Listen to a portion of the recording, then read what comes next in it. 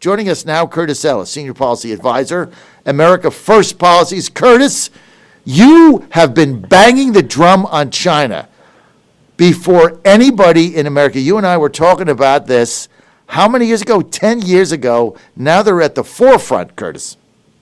That's right. We were there before anybody else. I know. We were cool before it was cool to be cool. And it was cool to be railing, but back then it was not cool to be railing against the CCP.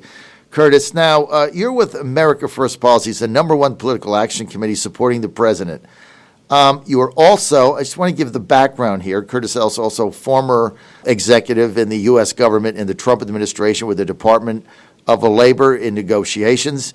And prior to that, Curtis was a senior advisor to Trump campaign 2020. Curtis, let me just ask you this straight out. How does Trump turn the corner and win this election?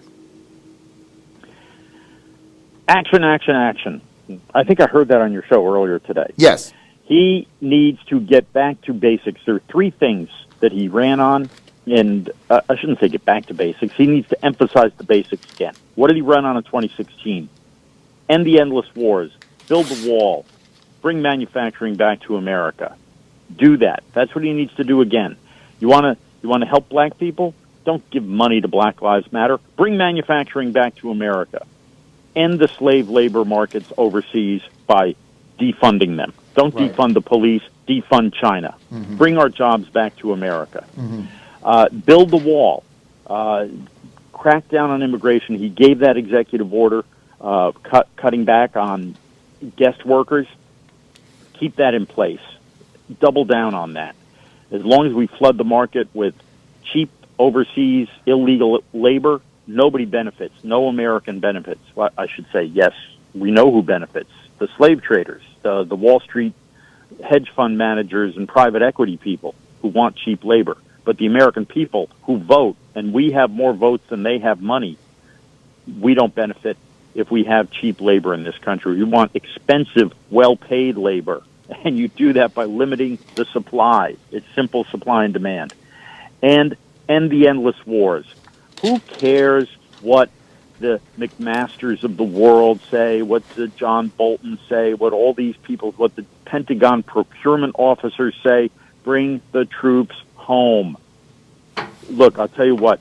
If he brought the troops home from Afghanistan, everybody's afraid, oh, my God, there's going to be a bloodbath in Afghanistan. Oh, all those people who've been opposing the Taliban are going to get slaughtered by the Taliban. That may be true. Maybe, maybe not. But you know what? The American people are going to say, I want my kids home. I don't want them losing their lives and their limbs over in Afghanistan or any of these other hundreds of countries. Syria.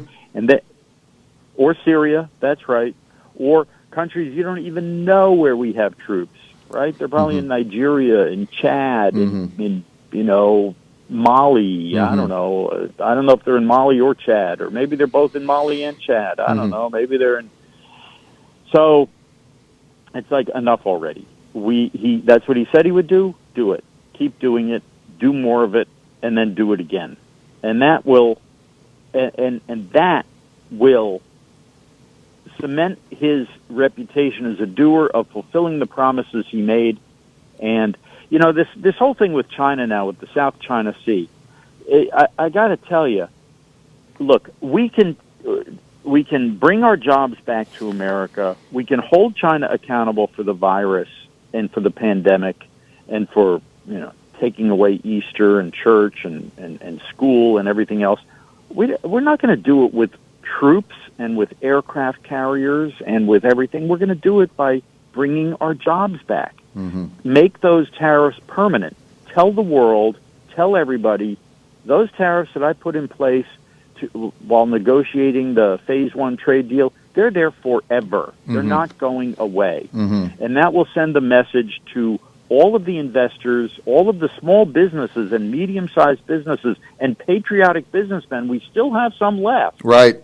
To build more here. Right. They're waiting to do that. They have the money to do it, but they're afraid that, there's going to be a Biden, there's going to be a something, and those tariffs are going to go away, and everybody's going to go back to business the way it was. But as I was saying, the South China Sea stuff, I don't understand why American taxpayers should be, and American men and women, young men and women, Right. our sailors and our soldiers should be patrolling the sea lanes that are being used by the multinational companies to bring in goods from China. Why doesn't let China patrol those sea lanes? Yeah. Let them pay for. I don't care Right. if China patrols the sea lanes in the South China Sea, right? We should not be, this is the absurdity of the whole thing. We are paying to build a Navy to keep open the sea lanes so the global corporations can bring in cheap crap from China and take our jobs away. No, thank you. I don't want that deal. You've been on the front end of this for some time, and I appreciate that. But you're exactly right. Action, action, action. What the president needs to do is outline his manifesto for a second term. He needs to do what he did back in 2016. Here's what I'm going to do. He did the majority of it. Some he couldn't get past Congress. It didn't work out. But he did the overwhelming majority of things he said he was going to do. And as a result, we're in a better place than we were. And he needs to continue that going forward. And you had a column the other day, which I thought was spot on. You said, don't believe Biden's plagiarized populist words. I mean, I almost fell out of my chair last week when Biden comes out with a Buy America plan. This guy is, as Steve Bannon said an hour ago, this guy is the concierge of the globalist corporate society in Wilmington, Delaware, where they all have, post office boxes there. He's been the liaison to the entire slave labor movement in the United States, shipping our jobs out, starting with NAFTA, China in the WTO. He backed all this stuff. Now all of a sudden he's talking about buying American. How can he even say this with a straight face? I mean, he can hardly stand up now, but how can he even say this on his videos with his wife there holding his arm up? I mean, how does he even do this?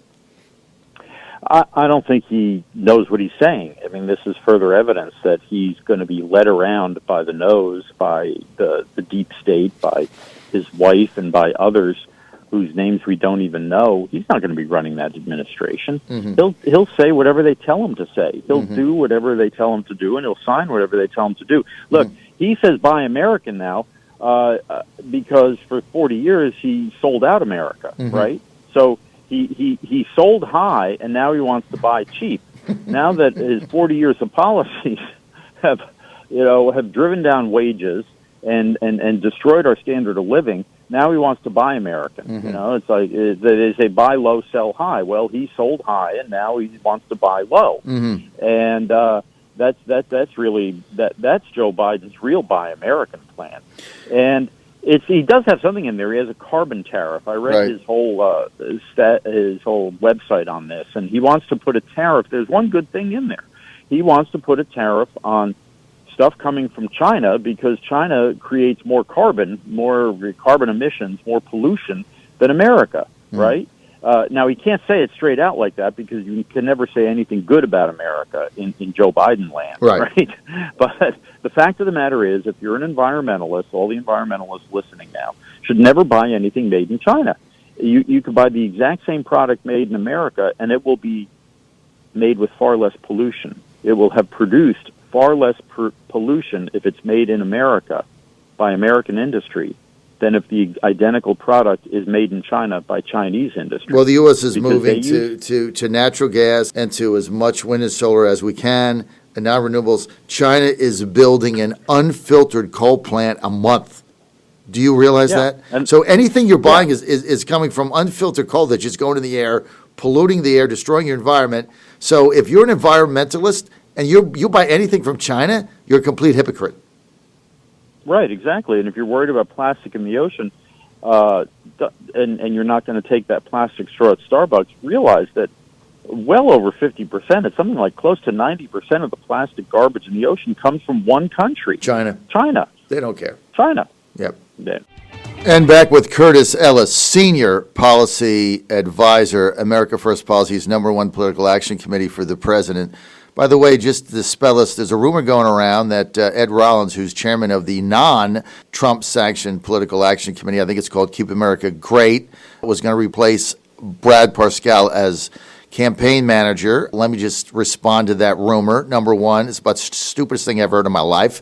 The last campaign that Ed Rollins ran was Bob Taft in 1956. So you can forget that. Second, somebody asked me who started the rumor. Well, started by Ed Rollins, of course. So these are the things in D.C. that make their way around. By the way, he did not win the Bob Taft campaign. He got beat by Eisenhower. John Fredericks Radio Network. Let's go. Excuse me. It was 52.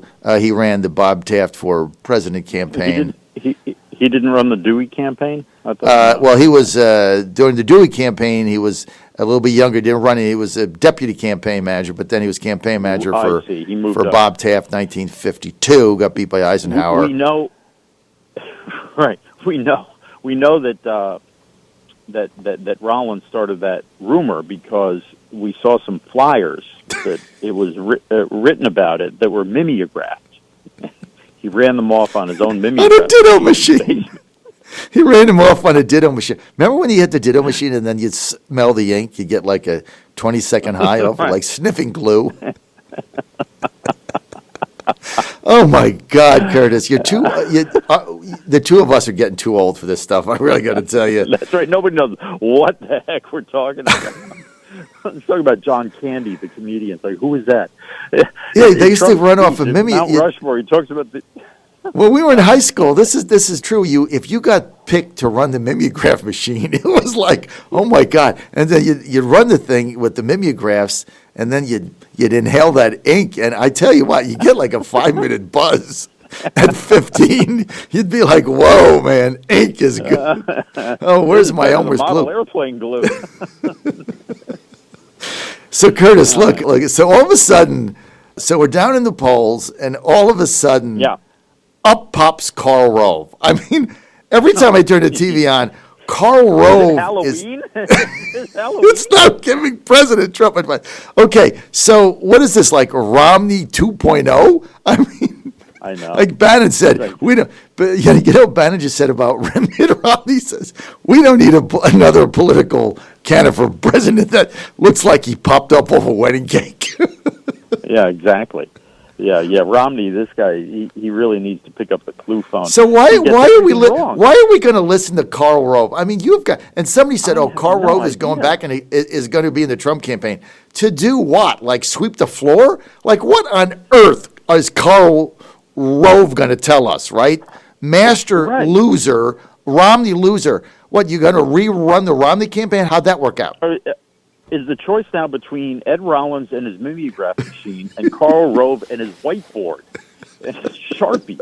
I mean, come on, folks. Get real here. These are the people, not Rollins, but Rove. I mean, he doesn't understand the Trump agenda, the Trump mentality, the Trump policies. He ran against them. Sounds like it's Jared Kushner. I'm not going to get into that, but it's enough already. Trump laid out an agenda. It got him elected.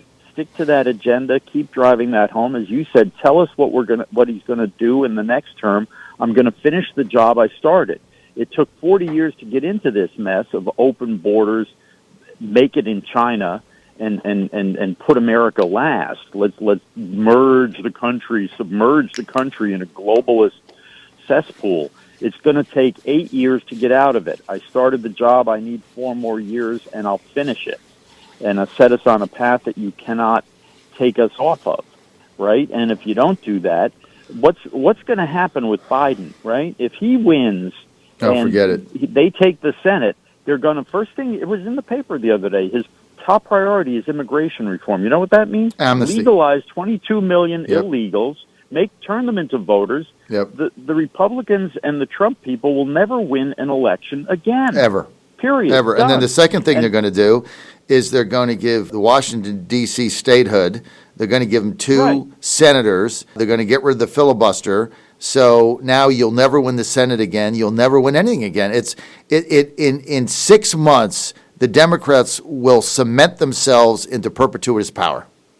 Six months. Exactly. That's why the stakes here. So you'll get 22 million illegals turned into voters, all getting money from the Democratic Party. They know who they are. They'll sign them all up.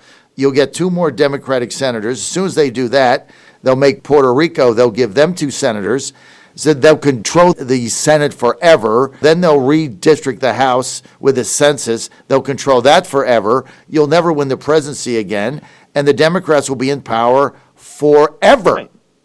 They'll get rid of the Electoral College. Oh, yeah. They'll do It's it done. either through this national popular vote nonsense, or they'll just flat out get rid of it through amendment or something. They'll do it. And that's it. It's then over. California and New York will run the country. Yep. That's it. And Curtis, we know who runs California. Speaking of New Democrats York, and globalists. speaking of New York, somebody asked me that called in yesterday and said, what if somebody painted "Make America Great Again" in front of Gracie Mansion? Is that legal? Yeah, right, exactly. Now we have a mayor who's doing graffiti. It used to be, it used to be lawbreakers that would put graffiti all over the subway trains and public. Fifth Avenue used to be the chic shopping district. Fifth Avenue and 57th Street was the most expensive real estate in the world. Now it's covered in graffiti, done by the mayor of New York, the mad mayor of New York, de Blasio. Incredible. Unbelievable. As Bergdorf Goodman, Tiffany's, covered in graffiti. Thank you very much. He has now destroyed the property values of the most valuable property in America, if not the world, by covering it in graffiti. Brilliant move, Mayor. Brilliant. John Fredericks Radio Network, Curtis Ellis, thanks for being with us. As always,